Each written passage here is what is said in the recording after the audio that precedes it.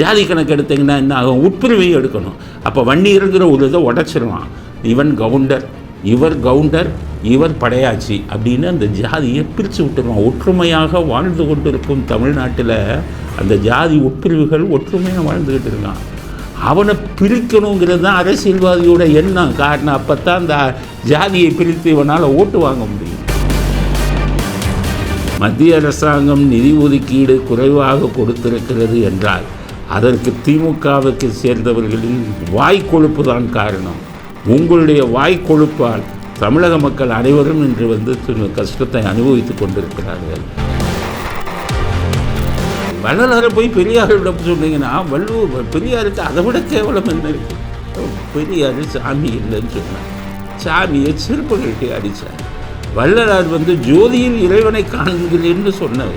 அவரை போய் இந்த பெரியாரோட சேர்த்தீங்கன்னா இதை விட கேவலம் என்ன இருக்கு பெரியார்?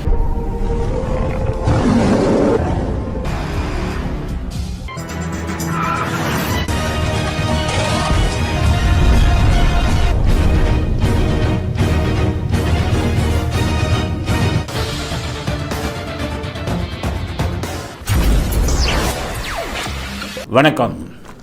இன்றைய அரசியல் ஆடுகளத்தில் என்ன செய்தி? அரசியல் செய்திகள், அரசியல் கூத்துக்கள், நம்ம முட்டாள் அரசியல்வாதிகள் என்னென்ன பண்ணியிருக்காங்க அப்படிங்கிறத முதல்ல பார்ப்போம். முதல் செய்தி, சட்டசபையில் மசோதா நிறைவேற்றுறாங்க. யார்? ஸ்டாலின். என்ன மசோதா தெரியுமா? ஜாதிவாரி கணக்கெடுப்பு நடத்தணும் அப்படின்னு மத்திய அரசாங்கத்துக்கு மசோதா போட்டு அனுப்புகிறாங்க. ஏன் இந்த டைம் இவ்வளவு அவசரமாக மசோதாவை கொண்டு வரணும்? கள்ளக்குறிச்சி பிரச்சனை பெருசாகிடுச்சு. சட்டசபையை எதிர்க்கட்சிகள் நடத்த விட மாட்டேங்கிறாங்க. அதிமுககாரங்கள்லாம் இப்போ உங்கள் எம்எல்ஏக்கள்லாம் பெரிய பிரச்சனை பண்ணி இந்த கோமாளி அப்பாவு எல்லாத்தையும் தூக்கி வெளில போடு, எல்லாத்தையும் சஸ்பெண்ட் பண்ணு, யாருமே பேசக்கூடாது, பேசுனா பதிவாகாதான், சட்டசபை குறிப்புகளில் பதிவாகாதான், பத்திரிகைகள் டிவிகள் யாரும் இதை போட்டாங்கன்னா அது தப்பான் அப்படின்னு ஒரு அது போட்டார். அதையும் மீறி இப்போ இன்றைக்கி போய் உண்ணாவிரதம் இருக்காங்க அதிமுகவிலேருந்து. சட்டசபையிலேருந்து சஸ்பெண்ட் பண்ணதுக்கு பெரிய எதிர்ப்பு தெரிவித்து கள்ளக்குறிச்சி பிரச்சனையை எப்படி அமுக்கிறது? இந்த டைமில் என்ன பண்ணலான்ட்டா சாதிவாரி கணக்கெடுப்புன்னு மக்களை ஏமாற்றலாம்ல, ஜாதி வாரியாக நான் எடுக்க போகிறேன் அப்படின்னு ஒரு மசோதாவை இந்த கோமாளிகளின் கூட்டம் எல்லாம் மசோதாவை நிறைவேற்றி மத்திய அரசாங்கத்துக்கு ஜாதி வாரி கணக்கெடுக்கணும் இந்தியா புறம் அப்படின்னு கேட்குது. இப்போ ஜாதிக்கு எதிராக நிறைய இது வந்துருச்சு, விழிப்புணர்வு. ஜாதி இல்லாத ஒரு சமுதாயத்தை உருவாக்கணும் அப்படின்னு சொல்லி நிறையா விழிப்புணர்ச்சி வந்துருச்சு. இந்த டைமில் இந்த கூட்டம் என்ன பண்ணுறான்? கள்ளக்குறிச்சி பிரச்சனையை மறைக்கணுங்கிறதுக்காக ஒரு மசோதா ஜாதி வாரியாக இந்தியா புறம் கணக்கெடுறா அப்படின்னு சொல்கிறான். பாரதியார் என்ன சொன்னாருன்னா, சுதந்திரத்துக்கு முன்னாடி 1000 உண்டுங்கு ஜாதி எனின் அந்நியர் புகை என்ன நீதி, ஒரு தாயின் வயிற்றில் பிறந்தோர் தம்முள் சண்டை செய்தாலும் சகோதரர் அன்றோ. ஜாதி இத்தனை ஜாதி இருந்தாலுமே நமக்குள்ள சகோதரர்களாக இருக்கணும், நமக்குள்ள சண்டைகள் இருக்கலாம் அப்படின்னு ஜாதிய ஒற்றுமைக்காக பாட்டு பாடினார், கவிதை எழுதினார். இந்த கூட்டம் திராவிட மாடல் கூட்டம், திருட்டு கூட்டம் என்ன பண்ணுச்சு? அவன் பாரதியாரே பாப்பான்ட்டாங்க. ஜாதியை எதிர்த்து பேசிய பாரதிக்கே ஜாதி சாயம் போட்டு பூசினாங்க. அவன் பாரதியார் பாப்பான், அதான் அவன் அப்படி பாடுறான் ஜாதிக்கு எதிராக அப்படின்ட்டு. பாரதிதாசன், அவருக்கு குருவே பாரதி தான், இவர் நான் பிராமின்டா, இவரை நம்ம தூக்கி விடுவோம்னு சொல்லி பாரதிதாசனை தூக்கி விட்டாங்க. இந்த குரூப் 1949 அந்த ராபின்சன் பூங்காவில் உட்காந்துச்சுல ஒரு கூட்டம். இந்த கூட்டத்தில் அவர் பேரையும் சேர்த்து பாரதிதாசன்னு தூண்டி விட்டாங்க. அதுக்கப்புறம் அவருக்கே கருணாநிதி முதுகுல குத்துனார், ஆப்படித்தார், எல்லா வேலையும் பண்ணிட்டார், அவரே ஒரு வழி பண்ணிட்டாங்க. ஆக பாரதியாரையே திட்டின கூட்டம். அவர் தான் சொன்னார், ஜாதி நமக்குள்ளே என்ன ஜாதி, நம்மளாம் சகோதரர்கள் இல்லையா அப்படிங்கிறத அவர் வலியுறுத்தினார். அப்படி இருக்கும்போது இன்றைக்கி அரசியல்வாதியை மக்கள் மத்தியில் ஜாதியை தூண்டி விடுறான். ஏன் தூண்டி விடுறான்? அவனுக்கு அரசியல் லாபம் வேணும்.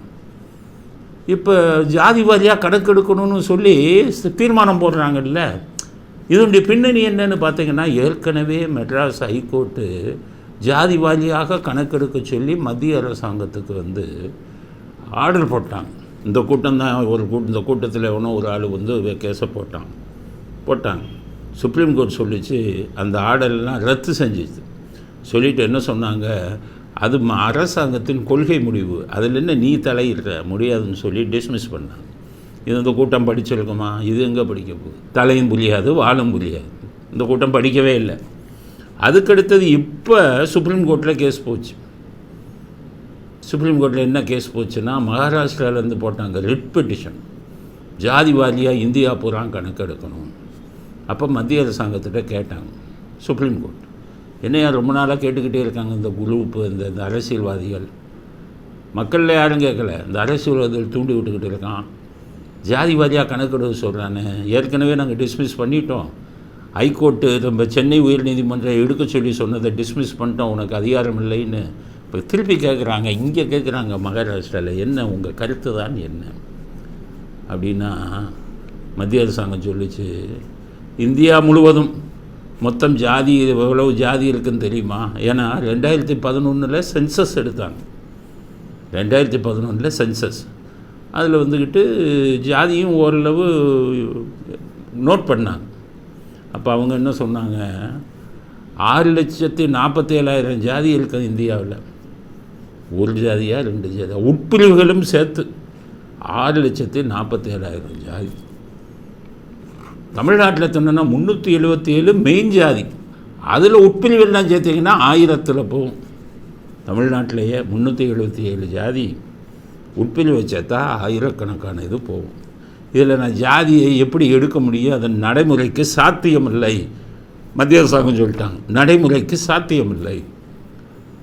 அவங்க சொன்னது எதோ சொல்கிறான்னா, போய் சென்சஸ் எடுக்கும்போது ஜாதி உட்பிரிவு ஜாதி இதெல்லாம் கேட்டு அதெல்லாம் எடுத்து சென்சஸில் கொண்டு வர்றது அவ்வளவு 130 கோடி ஜனத்தொகை கொண்ட இந்த நாட்டில் அது சாத்தியமில்லைன்னு சொல்கிறான். உடனே இந்த கூட்டம், இவன் சங்கி, இவன் பிஜேபிக்காரன் ஆட்சியில் இருக்கான், சமூக நீதிக்கு எதிரானவன், இவன் தான் கெடுக்கிறான். சரி, நான் என்ன சொல்கிறேன், 377 ஜாதிப்பா, உட்பிரிவை சேர்த்தா 1000கணக்கில் போகுதுங்கிறாங்க. மத்திய அரசாங்கம் சொல்கிறாங்க. சுப்ரீம் கோர்ட்டில் அஃபிடவிட் ஃபைல் பண்ணியிருக்காங்க, சத்தியப்பிரமாண வாக்குமூலம். சரி ஆச்சு, 1000 ஜாதி இருக்குன்னே 1000க்கு மேற்பட்ட. இப்போ நம்ம தமிழ்நாட்டில் சில ஜாதிகள்லாம் அப்படியே அதாவது ஒன்றாக சேர்ந்து ஒரு அமைப்பாக இருக்காங்க. உதாரணத்துக்கு சொல்கிறேன், வன்னியர்னு எடுத்துக்கிட்டிங்கன்னா கவுண்டர்கள் வருவாங்க, படையாச்சி வருவாங்க. ஆனால் அவங்க நான் கவுண்டரு நான் படையாச்சின்னு சொல்ல மாட்டான், நான் வன்னியர்னு ஒற்றுமையாக இருந்து வாழ்ந்துக்கிட்டு இருக்காங்க, நான் வன்னியர்னு சொல்லுவான். இவன் என்ன பண்ணுறான், அரசியல்வாதி, ஜாதி கணக்கு எடுத்திங்கன்னா என்ன ஆகும், உட்பிரிவையும் எடுக்கணும். அப்போ வன்னியருங்கிற ஒரு இதை உடச்சிருவான். இவன் கவுண்டர், இவர் கவுண்டர், இவர் படையாச்சி அப்படின்னு அந்த ஜாதியை பிரித்து விட்டுருவான். ஒற்றுமையாக வாழ்ந்து கொண்டு இருக்கும் தமிழ்நாட்டில் அந்த ஜாதி உட்பிரிவுகள் ஒற்றுமையாக வாழ்ந்துக்கிட்டு இருக்கான். அவனை பிரிக்கணுங்கிறது தான் அரசியல்வாதியோட எண்ணம். காரணம், அப்போ தான் அந்த ஜாதியை பிரித்து இவனால் ஓட்டு வாங்க முடியும். முக்குளத்தூர் எடுத்துக்கோங்க. முக்குளத்தூரில் பார்த்தீங்கன்னா கள்ளர், மறவர், அகம்படியர் 3 பேர் சேர்ந்து முக்குளத்தூர்பாங்க. ஒன்றா ஒரே இதாக இருக்கான். இவன் என்ன பண்ணுவான், கள்ளரை தனியாக மறவரை தனியாக பிரித்து, அகம்புடியை தனியாக பிரித்து அந்த பிரிவில் குளிர்காயலான்னு பார்க்குறான். அந்த பிரிவினையை உருவாக்குறான். நாடார்களில் கூட இருக்குது, கிராமணின்னு இருக்குது, செட்டியார்களில் கூட பல உட்பிரிவுகள் இருக்குது. அதை பூரா அவன் என்ன சொல்கிறான், தனித்தனியாக பிரிங்கிறான். எண்ணிக்கையை தனித்தனியாக பிரி. எதுக்குன்னா அரசியல்வாதி எதுக்கு சொல்கிறான், உங்களை பிரித்து அரசியல் சூழ்ச்சி பண்ணி ஓட்டு இதை பண்ணணும் அப்படிங்கிறதுக்காகத்தான் இதை பண்ணுறான். சரி, பிரித்து என்ன பண்ண போகிறீங்க சொல்லுங்கள். இந்த ஜாதியை தனியாக இருக்குது. அந்த அரசியல்வாதி முட்டாள் அரசியல்வாதிகளுக்கு தான் கேட்குறேன், மண்டையில் மூளை இருக்குது அவங்களுக்கு. என்ன சரி, ஜாதி வாரியாக கணக்கெடுத்து என்ன செய்ய போகிறீங்க சொல்லுங்கள். இவங்க என்ன சொல்கிறான், இடஒதுக்கீடு கொடுக்கணுமா? ஏன்னா 1000 ஜாதிக்கு மேலே இருக்கானே, 1000கணக்கான ஜாதி உட்பிரிவுகள் இருக்க, இடஒதுக்கீடு எப்படி கொடுப்பீங்க? எந்த அடிப்படையில் கொடுப்பீங்க இடஒதுக்கீடை? என்னாச்சு, சில பேருக்கு தெரியாது. 1900 எம்ஜிஆர் உடல்நலம் சரியில்லாமல் இருக்கும்போது டாக்டர் ராமதாஸ் மிகப்பெரிய போராட்டத்தை நடத்தினார். மிகப்பெரிய போராட்டம், மரங்களெல்லாம் வெட்டி போட்டு எங்களுக்கு வன்னியருக்கு ஜாதி அடிப்படையில் எங்களுக்கு ஒதுக்கீடு பண்ணணும்னு சொல்லி பெரிய போராட்டம், சமாளிக்க முடியலை, மிகப்பெரிய போராட்டம். அப்போ எம்ஜிஆர் மீட்டிங் வச்சார். மீட்டிங் என்ன பண்ணார், சரி டாக்டர் ராமதாஸ் வந்து ஜாதி அடிப்படையில் ஒதுக்கீடு வேணுங்கிறாரு, அதற்காக நான் ஒரு கூட்டம் வைக்கிறேன், எல்லோரும் வாங்கன்ட்டு எல்லா ஜாதிக்கும் இன்விடேஷன் அனுப்புனார், எல்லா ஜாதிக்கும். அப்போ நூற்றுக்கணக்கான ஜாதிக்காரங்கள்லாம் வந்து இங்கே சேர்ந்தாங்க. அப்போ எம்ஜிஆர் என்ன கேட்டார், டாக்டர் ராமதாஸ் வன்னியர்களுக்கு ஒதுக்கீடு வேணுங்கிறாரு, நீங்களும் மற்ற ஜாதிக்காரங்க உங்களுக்கு எவ்வளோ ஒதுக்கீடு வேணும், அவர் 20% என்னமோ கேட்குறாரு, உங்களுக்கு எவ்வளோ வேணும்னு கேட்டார். ஒவ்வொரு ஜாதியும் எனக்கு எவ்வளோ வேணும், எனக்கு எவ்வளோ வேணும், எனக்கு எவ்வளோ வேணும்னு நான் எல்லாத்தையும் மொத்தமாக கணக்கெடுத்துட்டு எம்ஜிஆர் சொன்னார், இவங்கெல்லாம் கேட்குறத பார்த்தா 300% மேலே போகுது, ஆனால் இருக்கிறதே 100% தான். எல்லா ஜாதிக்கும் அப்போ நம்ம ஒதுக்கீடு எப்படி கொடுக்க முடியும்னு அந்த விஷயத்தை அப்போ முடிச்சிட்டார். நூற்றுக்கணக்கான ஜாதிகள் இருந்தது. 1980களில் எம்ஜிஆர் கூட்டத்தில் அன்றைக்கி இந்த இது வெளியில் வந்தது. அவர் அப்படித்தான் சமாளித்தார். எல்லா ஜாதியும் கேட்குறாங்களே, நீங்கள் மட்டும் கேட்ட அப்படி. அதோட ஜாதி அடிப்படையில் ஒதுக்கீடு பண்ணுறதுக்கு அரசியல் சட்டத்தில் இடம் இல்லை. கம்யூனிட்டி அடிப்படையில் தான் ஒதுக்க முடியும். ஃபார்வர்டுனா அது எஃப்சி தனி, அதுக்கு ஒதுக்கீடு இல்லை. பேக்வேர்டு அது இருந்தது, most backward, schedule caste, schedule tribe, community டைப்பில் தான் எப்போவுமே ஒதுக்கீடு நடக்கும். ஒவ்வொரு கம்யூனிட்டிலையும் பல ஜாதிகள் வரும். அந்த ஜாதிகளை சேர்ந்தவர்களெல்லாம் அதில் போட்டி போட்டுக்கலாம். இப்படித்தான் இருக்கும். இப்போ கூட வன்னியர் உங்களுக்கு வந்து 10.5% இடஒதுக்கீடு கொடுக்கணும்னு எடப்பாடியும் இந்த அன்புமணி ராமதாஸை சேர்ந்து ஒரு சட்டத்தை போட்டாங்க. சுப்ரீம் கோர்ட்டில் போய் டிஸ்மிஸ் ஆகி போச்சு. அது சாத்தியமில்லைன்னு. இப்போ முஸ்லீமுக்கு தனி ஒதுக்கீடுன்னா அது ஜாதி ஒதுக்கீடு இல்லை, அது மதத்தின் அடிப்படையில் ஒரு 5% கொடுத்துருக்காங்க. அடுத்தது அருந்ததியினர், அவங்களுக்கு 5% கொடுத்துருக்காங்க. அது இன்னும் கோர்ட்டுக்கு போகலை. கோர்ட்டுக்கு போனால் ஜாதி அடிப்படையில் கொடுக்கும் எல்லா இடஒதுக்கீடும் செல்லாது, கம்யூனிட்டியின் அடிப்படையில் ஒதுக்கப்படும் இடஒதுக்கீடு தான் செல்லுங்கிறது இருக்குது. அரசியல்வாதிக்கு தெரியும் எதுக்கு பிரிக்கிறான் அவங்கள, ஓட்டு வாங்குறதுக்கு. ஜாதி பிரிவை காமிச்சு உங்களை பிரித்து, ஒற்றுமையாக இருக்கும் உங்களை பிரித்து ஓட்டுக்கள் வாங்குவதற்காக செத்த பாம்பை அடிச்சுக்கிட்டு இருக்காங்க இந்த அரசியல்வாதிகள். சுப்ரீம் கோர்ட்டுக்கு போய் ஃபெயில் ஆயிடுச்சு, ஹைகோர்ட் போட்ட ஆர்டர் கேன்சல் ஆயிடுச்சு, மத்திய அரசாங்கம்னு சொல்லிட்டாங்க இது சாத்தியம் இல்லைப்பா 130 கோடி உள்ளதில். அப்படி இருந்தும் மசோதா பாஸ் பண்ணுறான்னா என்ன அர்த்தம், நீட்டு வந்து சுப்ரீம் கோர்ட்டு முடியாதுன்னு சொல்லிடுச்சு, நடத்தி தான். அப்புறமா மசோதா போட்டான். ஏன் போட்டான்னா அதாவது அவனுக்கு தெரியும் வராதுன்னு, மக்களை முட்டாளாக்கணும். பாரு, நீட்டுக்காக போட்டிருக்கேன்.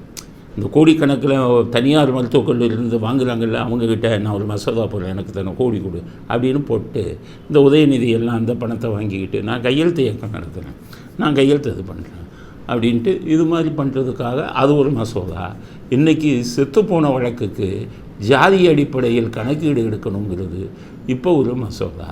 ஸோ இது சட்டப்படி நடக்கிறது சாத்தியமில்லைன்னு சுப்ரீம் கோர்ட்டும் சொல்லிட்டாங்க, மத்திய அரசாங்கமும் சொல்லிடுச்சு. நான் இது ஜாதி அடிப்படையில் எடுக்கவே முடியாதுப்பா.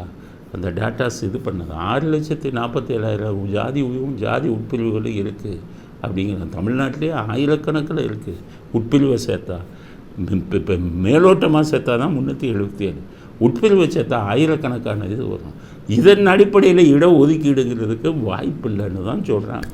ஆனால் அரசியல்வாதி விட மாட்டான். எனக்கு என்ன தோணுதுன்னா, நம்ம தமிழ்நாட்டு அரசியல்வாதி எல்லாம் உண்மையிலே முட்டாளா, இல்லை முட்டாள்கள் மாதிரி நடிக்கிறாங்களான்னு தெரிஞ்சு நடிக்கிறாங்களா, உண்மையிலே எதுவுமே தெரியாத முட்டாள்களாக இருக்காங்கனாலும் தெரியலை. ஒரு தீர்மானத்தை போட்டு அனுப்பிட்டாங்க மத்திய அரசாங்கத்துக்கு. காத்திருந்து பார்ப்போம். இந்த கோமாளிகளின் கனவு நிறைவேறுமாங்கிறத காத்திருந்து பார்ப்போம். இதில் உள்ள பிரச்சனை இவ்வளோ தான். அதை இன்றைக்கி பொதுமக்களுக்கு தெரிவிக்கணுங்கிறதுக்காகத்தான் இந்த கருத்தை பதிவு செய்கிறோம். எந்த ஜாதி மத அடிப்படையில் இந்த கருத்தை தெரிவிக்கலை. உண்மை இது தான். அதை நம்ம மக்கள் புரிஞ்சுக்கங்க. எல்லாருக்கும் சொல்கிறேன், அரசியல்வாதியை தூக்கி போட்டுருங்க. எல்லோரும் ஜாதி மத வேற்றுமை இல்லாமல் தமிழர்களாக பழகுங்க. தமிழர்கள்ங்கிற போது சீமான் சொல்லும்போது கூட இந்த நாயுடுகவங்களெல்லாம் திட்டும்போது நான் எதிர்ப்பு தெரிவிச்சிருக்கேன். அவங்களும் தான் அந்த நாட்டில் வளர்ந்தவங்கப்பா. அவங்க தெலுங்கு பேசினாலும் பூர்வீகமெல்லாம் இந்த நாட்டிலே இருந்துட்டாங்க. தமிழ்நாடு என்றைக்குமே ஜாதியை பார்த்ததே கிடையாது. வந்தவரை வாழ வைக்கும் தமிழ்நாடு அப்படிங்கிறது தான் தமிழ்நாட்டுக்குள்ளேயே ஒரு பெருமை. நம்ம தமிழ்நாட்டில் ஆட்சிக்கு வந்தவங்களெல்லாம் பார்த்திங்கன்னா காமராஜரை விட்டுருங்க. ஏன்னா காமராஜர் நாடார் கம்யூனிட்டி பெரும்பான்மை சமூகம். ஆனால் காமராஜருக்கு அப்புறம் வந்த அண்ணாதுரை ஒரு முதலியார் சமூகம் தான். முதலியார் வந்து பெரிய அளவில் உள்ளவங்க இல்லை, வட தமிழ்நாட்டில் தான் இருக்காங்க. மற்றதுலாம் மைனாரிட்டி தான். ஒரு மைனாரிட்டி சமூகத்தை சேர்ந்த முதலியார் சமூகத்தை சேர்ந்த அண்ணா தான் வந்து முதலமைச்சர் ஆனார். அதுக்கப்புறம் கருணாநிதியை மைனாரிட்டி சமூகத்தை சேர்ந்தவர் தான், வெளி மாநிலத்திலிருந்து வந்தவர். தெலுங்கில் இது ஆந்திராவிலேருந்து வந்தவர். ஆனால் அவர் இத்தனை வருஷம் முதலமைச்சராக அந்த தமிழ்நாட்டில் இருந்தாரா இல்லையா? எம்ஜிஆர் கேரளாவில் சேர்ந்தவர், அவர் மேனன் குரூப்பை சேர்ந்தவர். அவரை வித்தியாசம் பார்த்ததா அந்த தமிழ்நாடு. ஜெயலலிதா அவர்கள் பிராமண வகுப்பை சேர்ந்தவர், அதுவும் மைனாரிட்டி குரூப். ஆக மைனாரிட்டி குரூப்பாக இருந்த ஜாதியை சேர்ந்தவர்கள் தான் நாட்டில் முதலமைச்சர் ஆக்கியிருக்காங்க நம்ம தமிழ்நாட்டில். இங்கே ஜாதியை கொண்டு வர வேண்டாம். நல்லது செய்வது யார்? மக்களுக்கு நல்லதை யார் செய்வார்கள்? அவங்களுக்கு மக்களுக்காக யார் உழைப்பார்கள்? அவர்கள்தான் ஜாதி மத அடிப்படையில் இல்லாமல் இந்த நாட்டுக்கு முதலமைச்சராக இந்த நாட்டை ஆட்சியை பிடிப்பதற்கு தகுதி உள்ளவர்கள். வெறும் ஜாதியை வைத்து ஒருவரை தேர்ந்தெடுக்க முடியாது. நல்ல மனிதர்களாக இருக்க வேண்டும், மக்களை காப்பவர்களாக இருக்க வேண்டும். அதனால் எல்லோரும் ஜாதி ஒற்றுமையுடன் வாழுங்கள், அரசியல்வாதிகளின் சூழ்ச்சிக்கு பலியாகாதீர்கள் அப்படிங்கிற கருத்தை முதல் கருத்தாக பதிவு செய்ய விரும்புகிறேன். அடுத்தது, செந்தில் பாலாஜி வழக்கம் 4 மாதத்தில் முடிக்கணும்னு உயர்நீதிமன்றம் ஆர்டர் போட்டாங்க. உடனே ஸ்டாலினுக்கு ஒரே குஷி. அப்பா தலைக்கு மேலே கத்தியிருக்கு அவருக்கு. செந்தில் பாலாஜிகிட்ட நிறைய அமௌண்ட்டு, நிறையா பணம் கமிஷனாக வாங்கியிருக்காரு. செந்தில் பாலாஜி உள்ளே இருக்க இவருக்கு வயிற்ற கலக்குது. நான் செந்தில் பாலாஜி ஒரு கட்டத்தில் ரொம்ப வெறுத்து போயிட்டாருன்னு வைங்க, எவ்வளோ நாளைக்குப்பா ஜெயிலில் இருக்கிறது? பேசாமல் நம்ம இவங்க இருக்காங்கல்ல அமலாக்கத்துறை, அவங்களோட சமாதானம் பேசிடணும் அப்படின்னு அவங்கள கூப்பிட்டு, சார் நடந்த உண்மையை பூரா சொல்லிடுறேன், இதுக்கு யார் காரணம், இந்த பணத்தெல்லாம் வாங்கி யாருக்கு பங்கு கொடுத்தேன்னு சொல்லிடுறேன், என்னை விட்டுருங்கன்னு சொல்லிட்டா ஸ்டாலின் பாடு மோசமாயிருமே. அது டாஸ்மாகில் வாங்கின பணம் பூரா வெளியில் வந்துடுமே. ஒரு பாட்டிலுக்கு 10 ரூபா 20 ரூபா வாங்கினது பூரா அவருக்கு பங்கு போயிருக்கும்ல. 60,000 ரூபா கடைக்கு வாங்கினதெல்லாம் பங்கு போயிருக்கும்ல. கணக்கில் வராத கடைகள் இதுக்கெல்லாம் பல 1000 கோடி பங்கு போயிருக்கும்ல. 43,000 கோடி 44,000 கோடி வருமானம் வருது. இவங்களுக்கு ஒரு 20% வச்சா கூட 8,000 கோடி வந்துடுங்க. அப்போ என்ன ஆயிரும்? உங்களுக்கு மாட்டிக்கோமேன்னு சொல்லி அவர் நைட்டு பூரா தூங்க வர மாட்டேங்க. அதுதான் அவர் அடிக்கடி சொல்கிறார் தெரியுமா, தூங்கினா தூக்கம் வர மாட்டேங்குது. இதை நினச்சி தான் செந்தில் பாலாஜி வெளியில் வந்தால் தான் முடியும். அதனால் இவங்களே வச்சு சீக்கிரம் முடிங்க அப்படின்னு சொல்லி ஹைகோர்ட்டில் போட்டாங்க. ஹைகோர்ட் சொல்லிச்சு 4 மாதத்தில் முடிக்கணும். அந்த கீழ்கோர்ட்டுக்கு சார்பு நீதிமன்றத்துக்கு ஆர்டர் போட்டுச்சு. சரி, அப்படின்னா சீக்கிரம் வெளியில் வந்துடுவாரா செந்தில் பாலாஜி? சட்டம் என்ன சொல்லுது அப்படின்னு பார்க்கணும். நான் வழக்கு நடத்துகிறேன். ஒரு விவாகரத்து வழக்குக்கு 2013 3 மாதத்தில் முடிக்கணும்னு மதுரை உயர் நீதிமன்றத்திலேருந்து ஆர்டர் வாங்கினேன். 3 மாதம் மதுரை உயர் நீதிமன்றம் சொல்லிடுச்சு குடும்ப நல நீதிமன்றத்துக்கு 3 மாதத்தில் முடிக்கணும். 11 வருஷம் ஆச்சு இன்னும் கேஸ் முடியும். அப்போ உயர் நீதிமன்றம் 3 மாதம் சொன்னது அது அப்படி தான் சொல்லுவாங்க. 2016 3 மாதம் முடிக்கணும்னு இன்னொரு ஆர்டர் வாங்கினேன். 8 வருஷமாக இன்னும் நடந்தது. இதுதான் நம்ம ஜுடிஷியலியோட இன்றைக்கி நிலைமை. A delayed justice is a denied justice அப்படின்னு ஒரு ஆங்கில பழமொழி. அதாவது தாமதமாக கொடுக்கும் நீதி மறுக்கப்பட்ட நீதி அப்படிங்கிறது.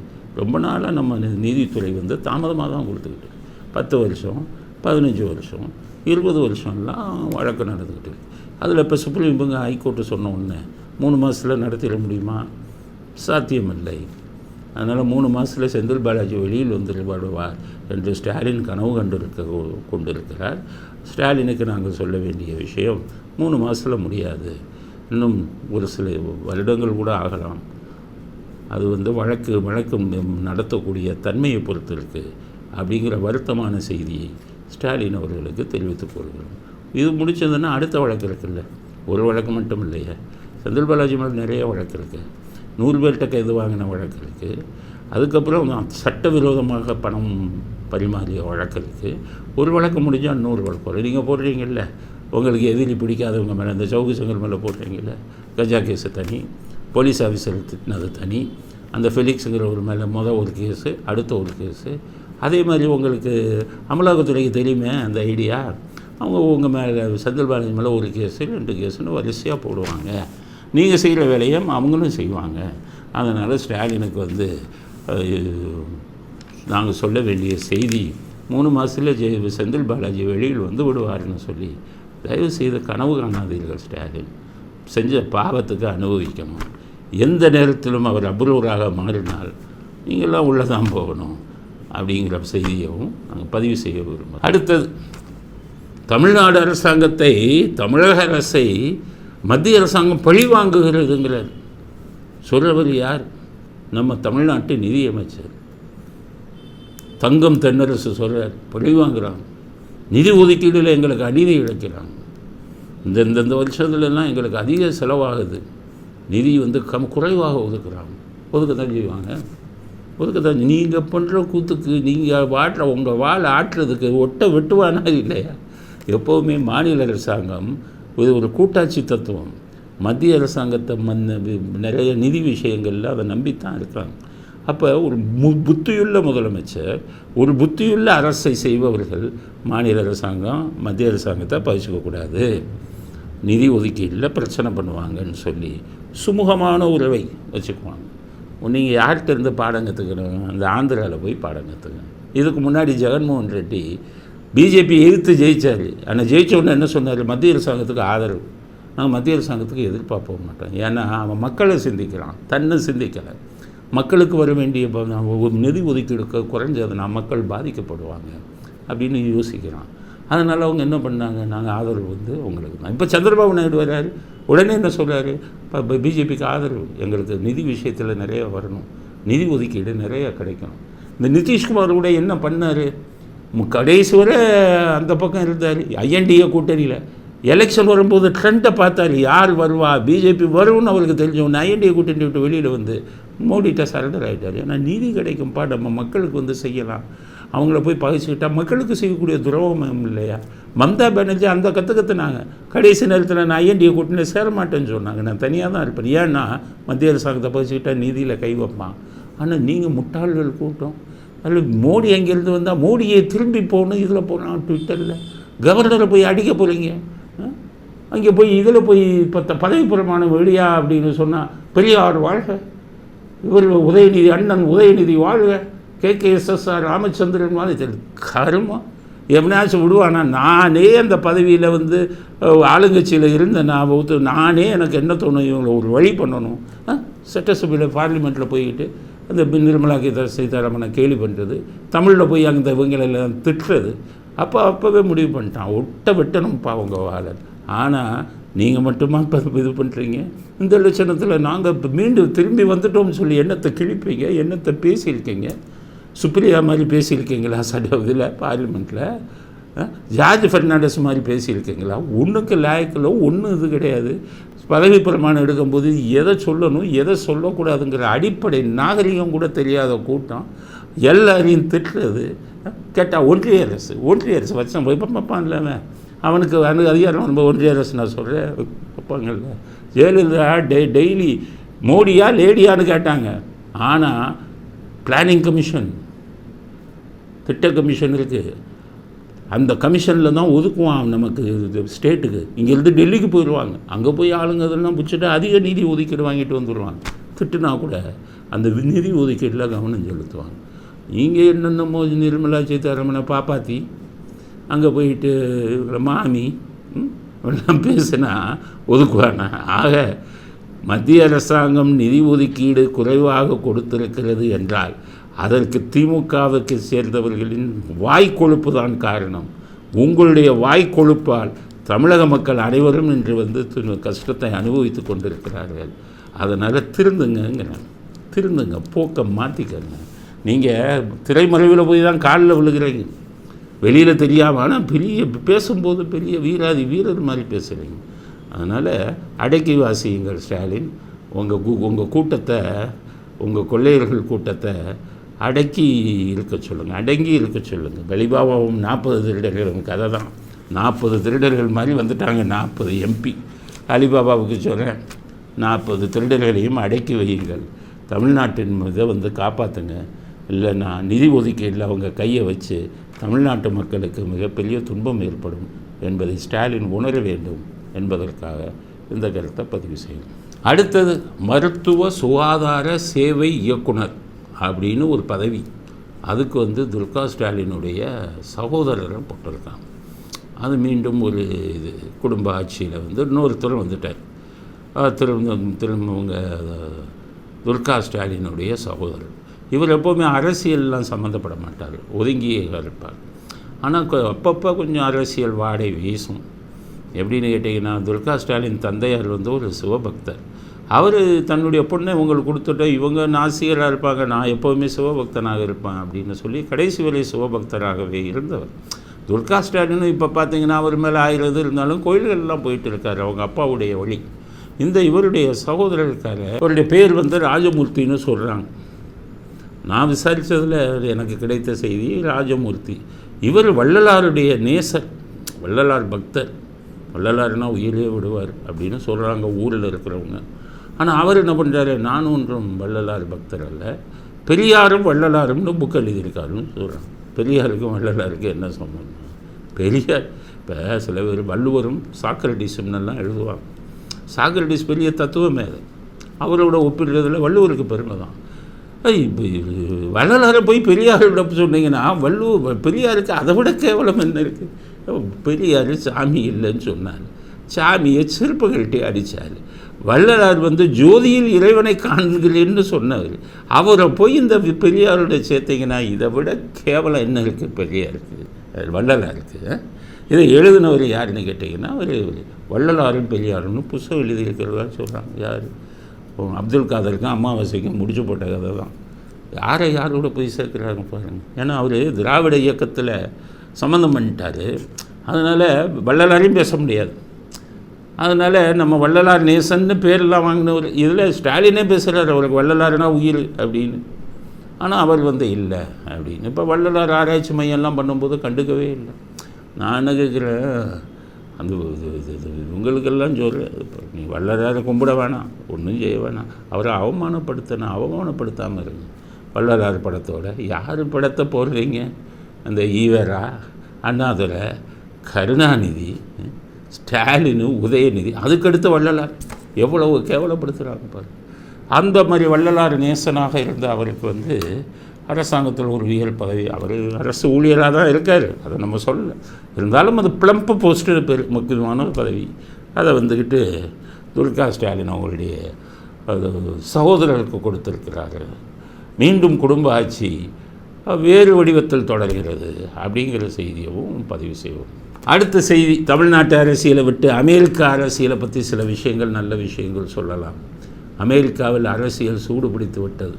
இந்த வருட டிசம்பர் மாதம் இங்கே தேர்தல் வருது. தேர்தலில் யார் நிற்க போகிறா? அங்கே 2 கட்சி தான் முக்கியமாக. ஒன்று ஜனநாயக கட்சி, இன்னொன்று குடியரசு கட்சி. ஜனநாயக கட்சியில் இருந்த பைடன் தான் இப்போ வந்து இவராக இருக்கார், ஜனாதிபதியாக இருக்கிறார். இப்போ அவர் மறுபடியும் போட்டி போட போகிறார். அவருக்கு வயசு என்னன்னு கேட்டிங்கன்னா 82. அப்போ இதில் ஜெயிச்சிட்டாருன்னா இன்னும் 4 வருஷம் அவர் ஜனாதிபதியாக இருப்பார், 86 வயசு வரை. இங்கே இதெல்லாம் பார்த்திங்கன்னா பிஜேபியில் 75 வயசானால் நிற்கவே கூடாதுங்கிறாங்க. ஆனால் அமெரிக்காவில் 82 வயசில் நின்று 86 வயசு வரை அவர் இருக்க போகிறாரு ஜெயிச்சா. அவர் என்ன பண்ணுறாருன்னு கேட்டிங்கன்னா, நடக்கும்போதே கீழே விழுவார், பேண்ட்டு கோட்டு தான் பேருக்கு போட்டுருவார், அப்படி போவார், கீழே விழுவார்.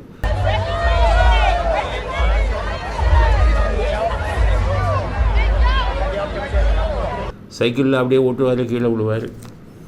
நம்ம ஸ்டாலின் மாதிரி அப்படியே பேப்பரை பார்த்து அப்படியே படிச்சுக்குவார். அவர் ஒன்றும் தெரியாதுங்கிறாங்க, அவரால் செயல்பட முடியாமல் இருக்காங்க. அப்படிங்க என்ன இது அமெரிக்கா இவ்வளோ பெரிய படித்தவர்கள் நிறைந்தது. அமெரிக்கா வந்து அங்கே போய் ஒரு 82 வயசால் போட்டு 86 வயசு வரை ஜனாதிபதியாக வைக்கிறாங்களே, அசிங்கம் இல்லையா அப்படின்லாம் நம்ம கேட்கலான்னு தோணுது. ஆனால் கொஞ்சம் பயமாக இருக்குது. ஏன்னா திருப்பி அவன் கேட்பான், ஏயா சக்கரவண்டியில் இருந்த ஒரு ஆளை 87 வயசு வரை முதலமைச்சராக வச்சு அழகு பார்த்த தமிழன் தானே நீ எங்கள் பைடன் 82 வயசு ஆளை வந்து நிற்கிறத நீ கேள்வி கேட்கலாமா? எங்கள் பைடன் 82 ஆனாலும் நடக்கிறாரு, சைக்கிள் ஓட்டுறாரு, ஜிம்முக்கு போகிறாரு. உங்கள் ஆளை சக்கரை நாக்காலில் தான் வச்சுருந்தீங்க, நிற்க முடியாது, 2 பேரும் கையை பிடிச்சி நிற்க வைக்கணும், சாப்பாடு ஊட்டணும். இது மாதிரி எதுவுமே செயல்படாத ஒருத்தர் 5 வருஷம் 2006 11 வரை 87 வயசு வரை நீங்கள் ஓட்டு போட்டு வேடிக்கை பார்த்தீங்களே, உங்களுக்கெல்லாம் பைடனை பற்றி பேசுகிறதுக்கு அருகதை இருக்கான்னு கேட்பாங்க. அதுக்கு நான் அதை பேசலை, அதை கேட்க முடியாது. இன்னும் பார்த்தீங்கன்னா பைடனுக்கு நம்ம ஸ்டாலினுக்கு ஒரு உதயநிதி மாதிரி பைடனுக்கு ஹண்டர் பைடன் பையன், ஹண்டர் பைடன். நம்ம உதயநிதி டைப், ஜாலி டைப், எல்லாரோடையும் சுற்றுவார், நடிகைகளோடெல்லாம் ஃபுல் பாட்டல். ட்ரக்கு, போதைப்பொருள். ஏன்னா இவர் நான் தமிழிசை சவுந்தரராஜன் இதுதான் சொன்னார், கஞ்சா நீதினு சொன்னார். இப்போ கஞ்சா அடிக்கிறாருங்கிறத தமிழிசை மூலமாக நமக்கு தெரியுதுல்ல. அதே மாதிரி ஹண்டர் வந்து கஞ்சா கொக்கைன் எல்லாம் மண்ணு. இப்போ அவருக்கு 25 வருஷம் ஜெயில் சொல்லிட்டாங்க அமெரிக்காவில். 25 வருஷம் பையனுக்கு ஜெயிலு. ஆனால் அந்த ஜனநாயக கட்சியில் அவர் தான் அடுத்த ஜனாதிபதி வேட்பாளர்னு அறிவிச்சிட்டாங்க. அதனால் ஒரு வேளை ஜெயிச்சாருன்னா 86 வயசு வரை அங்கே இருப்பார், ஜனாதிபதியாக, அமெரிக்கா ஜனாதிபதியாக இருப்பார். 1977 நம்ம இந்தியாவில் வந்து ஒருத்தர் பிரதமரானார், மொரார்ஜி தேசாய். அவர் பிரதமர் ஆகும்போது அவருக்கு 82 வயசு. 86 வயசு வரை நல்லா இருந்தார். ஆக வயதுங்கிறது இது இல்லை உடலுக்கு. அதனால் இவங்கெல்லாம் 82 வயசுலையும் வேட்பாளராக நிறுத்தப்பட்டிருக்கிறார். இந்த பக்கம் பார்த்தீங்கன்னா ட்ரம்ப்பு அவர் திருப்பி நிற்கிறார். இதில் நம்ம பைடனில் இன்னொரு செய்தி என்னென்னா, அவர் ஆட்சிக்கு வந்த பிறகு வெளிநாடுகள்லேருந்து அமெரிக்காவுக்கு சாரையாக சட்டப்பூர்வமாக இல்லாமல் சட்டவிரோதமாக உள்ளே வந்துக்கிட்டே இருக்காங்க. சைனாக்காரங்க, பக்கத்தில் இருக்கிற நாடுகள் எல்லாமே உள்ளே வந்துக்கிட்டே இருக்காங்க. பைடன் விட்டுக்கிட்டே இருக்காரு. China? China. China, Ecuador. ¿Dónde vienes? China, hi. Where are you coming from? ¿Dónde vienes? Russia. Okay. கொஞ்ச நாள் அவர் என்ன சொல்லிட்டாரு, இவங்களெல்லாம் சிட்டிசன் ஆக்குங்கன்னு சொல்கிறார். எல்லோரும் என்ன சொல்கிறாங்க, இவர் ஒரு மம்தா பானர்ஜியாக இருப்பார் இவருக்கு அப்படிங்கிறாங்க. ஏன்னா மம்தா பானர்ஜி இப்படி தான் பங்களாதேஷ்லேருந்து வர முஸ்லீம்ஸ் எல்லாம் உள்ளே விட்டு அவங்களுக்கெல்லாம் ஆதார் கார்டு கொடுத்து, ரேஷன் கார்டு கொடுத்து, ஓட்டர் ஐடியில் சேர்த்து விட்டாங்க.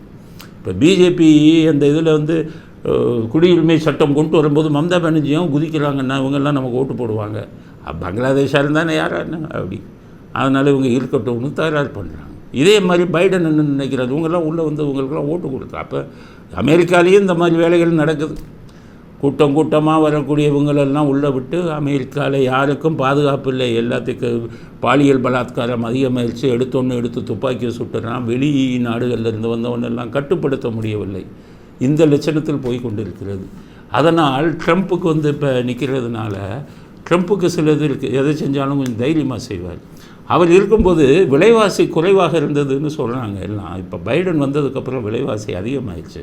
பெட்ரோல்லாம் $2 விற்றது இன்றைக்கி $6 விற்கிது அப்படின்னு குற்றச்சாட்டு சொல்கிறாங்க அமெரிக்காவில் இருக்கிறவங்க. விலைவாசியும் ஏறி போய்விட்டது. அதுக்கு ட்ரம்ப் எவ்வளவோ பரவாயில்லை. கொரோனா டைமில் வந்து ட்ரம்ப் எடுத்த விஷயங்கள் நிறைய பேருக்கு பிடிச்சிருந்தது. கடைசி வரை இந்த கொரோனா ஊசி போட மாட்டேன்னாரு ட்ரம்ப். நீ எல்லாம் போடு, நான் போட மாட்டேன்னாரு. இப்போ தான் தெரியுது உங்களுக்கு கோவிஷீல்டு போட்டவனுக்கெல்லாம் ரத்தம் உறையுதுன்னு சொல்லி 1000 கோடி நஷ்ட ஈடு கேட்குறான். இதில் லண்டனில், பிரிட்டனில் தடுப்பூசி போட்டவன்லாம் மாட்டினான்னு சொல்லி ஒரு இது வருது. அன்றைக்கி வந்து ட்ரம்ப்பு தடுப்பூசியை போட மாட்டேன் அப்படின்ட்டு நம்ம பேராசூட் மாலை மட்டும் போட்டுக்கிட்டே இருந்தார், நம்ம சாப்பிட்ற பேராசூட் மாலை. ஸோ ட்ரம்ப்புக்கு வந்து அப்போவே ஒரு இது இருந்தது, அவர் தான் ஜெயிப்பாருன்னு நினச்சாங்க. இப்போ அமெரிக்காவில் இருக்கிறவங்க பல பேர்கிட்ட பேசுனதை பார்க்கும்போது எல்லாருடைய பெரும்பாலான ஆதரவு ட்ரம்ப்புக்கு இருக்குது அப்படிங்கிறாங்க.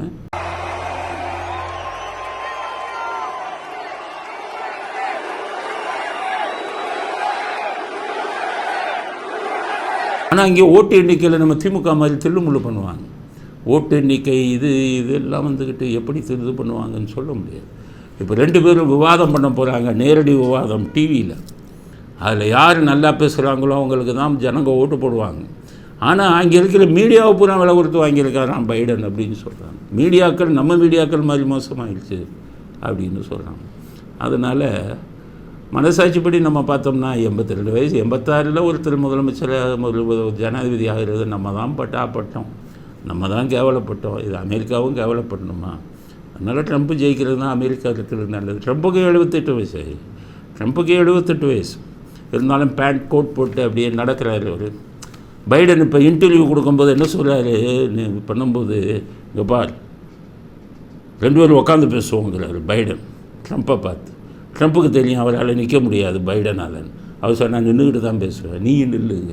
அவரால் நிற்க முடியாது, அதெல்லாம் முடியாதுன்னு இப்போ பிரச்சனை போயிட்டு இருக்குது. இன்டர்வியூ நடக்கும்போது எப்படி நின்றுக்கிட்டு பேசுவதா இல்லை உட்காந்துக்கிட்டு பேசுவதாங்கிற பிரச்சனை ஓடிக்கொண்டிருக்கிறது. அதனால் அமெரிக்காவின் தேர்தல் முடிவு எப்படி வரும் என்பது தெரியவில்லை, பொறுத்திருந்து பார்ப்போம். இத்துடன் இன்றைய அரசியல் ஆடுகளம் நிறைவு பெறுகிறது. மீண்டும் நாளை புதிய செய்திகளுடன் உங்களை சந்திக்கிறோம். நன்றி, வணக்கம், ஜெயந்த்.